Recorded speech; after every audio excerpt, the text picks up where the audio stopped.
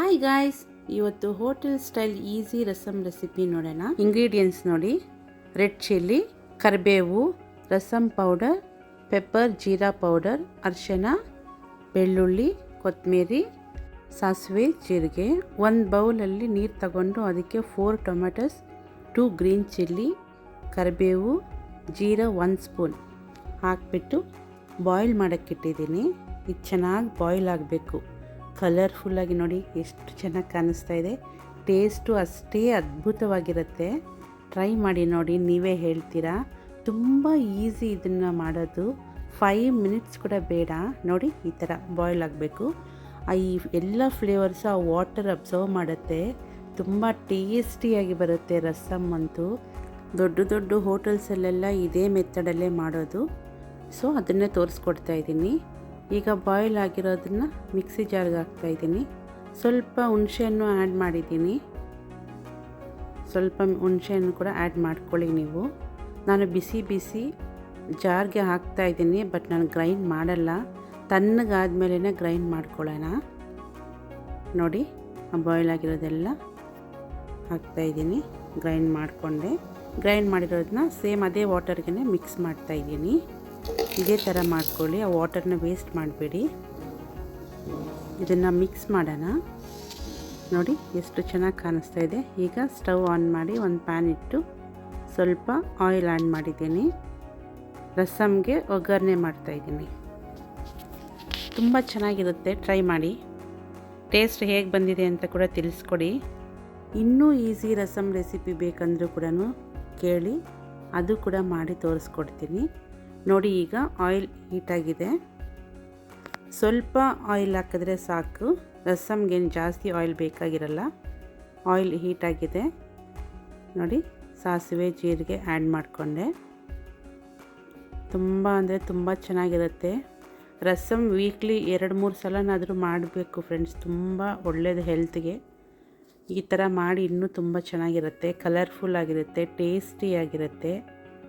ನೀವು 3-4 ಡೇಸ್ ಬೇಕಾದರೂ ತಿನ್ಬೋದು ಇದನ್ನು ಇಟ್ಕೊಂಡು. ಬೆಳ್ಳುಳ್ಳಿ ಆ್ಯಡ್ ಮಾಡಿಕೊಂಡೆ. ಇದನ್ನು ಸ್ವಲ್ಪ ಫ್ರೈ ಮಾಡ್ಕೊಳ್ಳೋಣ.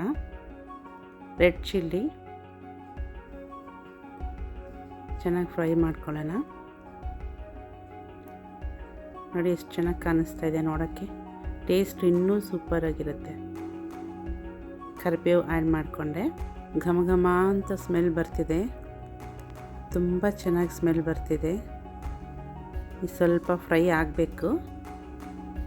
ಫ್ರೈ ಆದಷ್ಟು ಟೇಸ್ಟಿ, ತುಂಬ ಚೆನ್ನಾಗಿರುತ್ತೆ. ತುಂಬ ಬೇಗ ಮಾಡ್ಕೋಬೋದು ಈ ರಸಮ್ಮು. ಕಡಿಮೆ ಟೈಮಲ್ಲಿ, ಟೈಮ್ ಇಲ್ಲ, ಬ್ಯುಸಿ ಅನ್ನೋರು ಕೂಡ ಈಸಿ ಬೇಗ ಮಾಡ್ಕೋಬೋದು. ಕೊತ್ತಂಬರಿ ಸೊಪ್ಪು ಆ್ಯಡ್ ಮಾಡಿದ್ದೀನಿ. ಸ್ವಲ್ಪ ರಸಮ್ ಪೌಡರ್, ಸ್ವಲ್ಪ ಜೀರಾ ಪೆಪ್ಪರ್ ಪೌಡರ್, ಸ್ವಲ್ಪ ಅರಿಶಿನ ಆ್ಯಡ್ ಮಾಡಿದ್ದೀನಿ.